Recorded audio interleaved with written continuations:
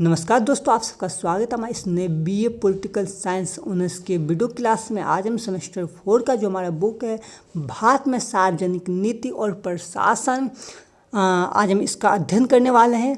और जैसे कि मैंने आपको पहले बताया था कि हमारे जो चैप्टर था विकेंद्रीकरण, उसका भाग 2 यानी वीडियो नंबर 2 है। और इसमें हम 73 और 74 जो संविधान में संशोधन हुए थे, जो बहुत ही ज़्यादा ज़रूरी है। 73 तो बहुत ज़्यादा ज़रूरी है आपके परीक्षा की दृष्टि से, तो इस वीडियो पर आप थोड़ा ध्यान दीजिएगा। यहाँ पे मैं आपको 73 संशोधन को समझाने का प्रयास करूँगा। तो चलिए शुरू करते हैं।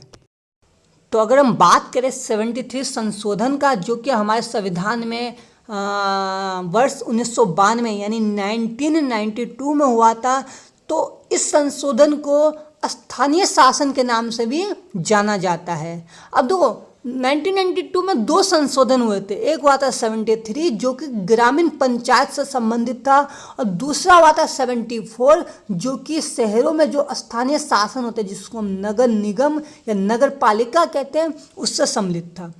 तो आज हम पहले 73 के बारे में पढ़ेंगे, उसके बाद 74 के बारे में। तो अगर हम बात 73 की करें, तो जब हमारे संविधान में संशोधन के माध्यम से स्थानीय शासन को शामिल किया गया ना, तो इसको भाग 9 में सम्मिलित किया गया था। यानी जो हमारे संविधान के जो खंड है, खंड 9 में इसको सम्मिलित किया गया है।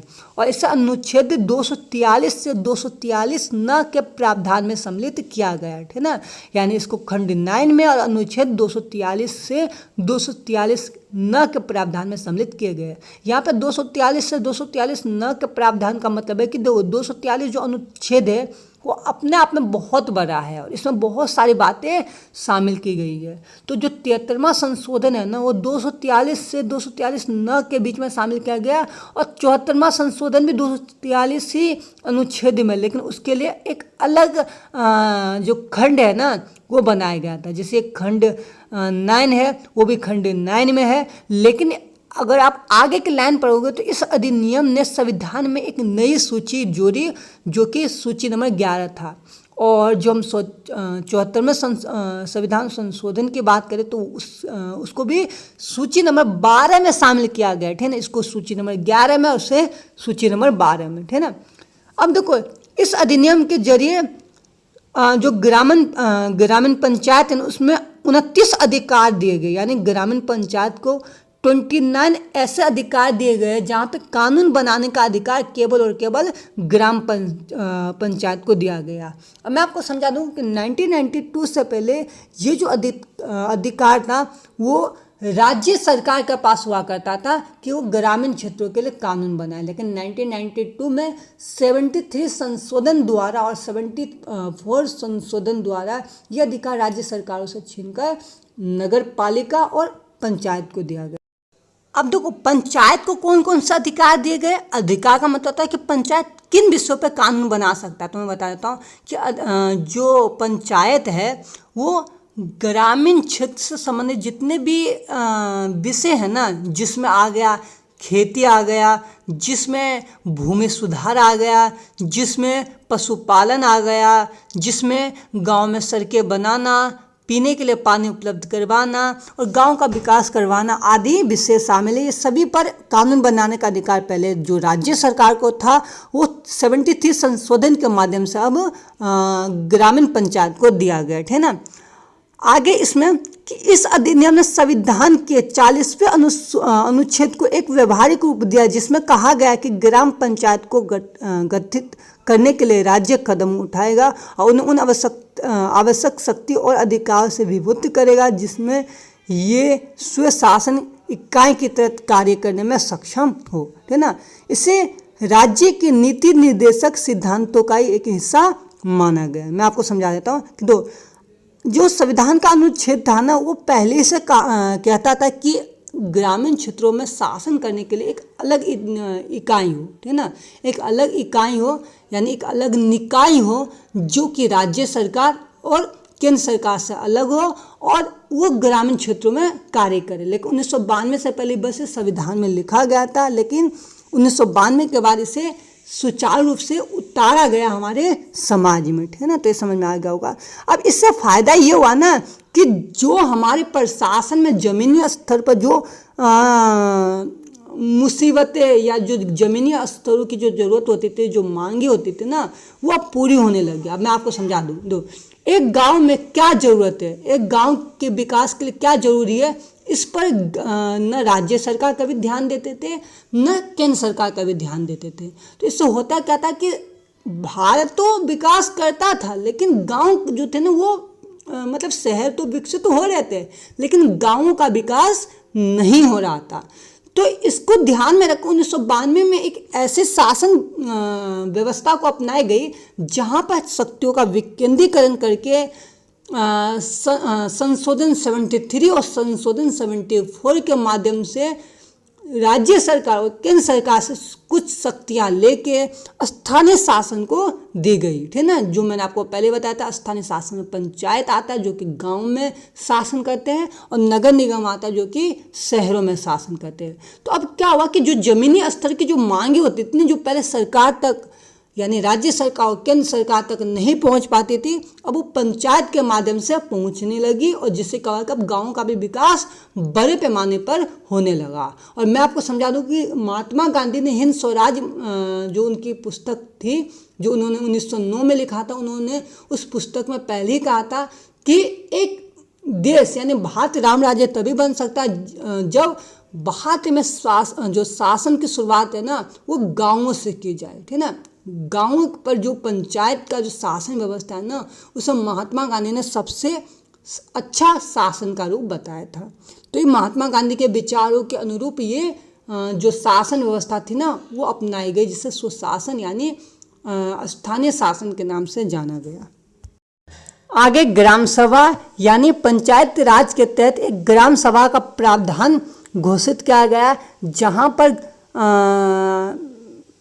पर जनता को यानी जो मतदाता थे उनको पंजीकृत किया जाते थे और ये इस सभा में भाग लेते थे। इसके बाद आए त्रिस्तरीय प्रणाली। ये बहुत आसान है। त्रिस्तरीय प्रणाली मतलब यहाँ पर शासन को 3 स्तरों पर बांटा गया। आप देख सकते हो सबसे जो छोटा स्तर है वो है ग्राम स्तर, उसके बाद आता है पंचायत समिति जिसको मध्यवर्ती स्तर बोलते हैं, और सबसे बड़ा आता है जिला परिषद यानी जिला स्तर पर शासन, यानी शासन को 3 पार्ट में बांटा गया, है ना। तो ये समझ में आ गया होगा आपको। चलो आगे देख लेते हैं आगे क्या है। आगे है कि सदस्यों एवं अध्यक्ष का चुनाव। तो मैं बता देता हूँ कि ग्राम, माध्यमिक तथा जिला स्तर पर पंचायतों के सभी सदस्यों का चुनाव लोगों द्वारा होता था, सीधे जनता द्वारा होता था। इसके अलावा माध्यमिक एवं जिला स्तर पर पंचायत के अध्यक्ष का चुनाव जो उनके सदस्य थे, यानी जो पंचायत के सदस्य थे जिन्हें लोग चुनते थे, फिर उन लोगों द्वारा चुने गए जो सदस्य थे वो अपने अध्यक्ष का चुनाव करते थे, ठीक है ना, ये याद रखना आप। इसके बाद आता है सीटों का आरक्षण, यानी ये अधिनियम प्रत्येक पंचायत में जो कि 3 स्तरों पर है उसमें अनुसूचित जाति एवं जनजातियों के लिए उनकी संख्या के कुल जनसंख्या के अनुपात में उन्होंने आरक्षण उपलब्ध करवाया। यानी अनुसूचित जाति एवं जनजाति के लिए उन्होंने आरक्षण दे रखा पंचायत व्यवस्था में हमारे संविधान ने। इसके अलावा मैं आपको बता दूं कि अध्यक्ष पद के लिए भी यहाँ पर आरक्षण का प्रावधान है, याद रखना आप। और सबसे जरूरी बात कि यहाँ पे महिलाओं के लिए भी 1/3 यानी 33% सीटें ग्राम पंचायत में आरक्षित हैं।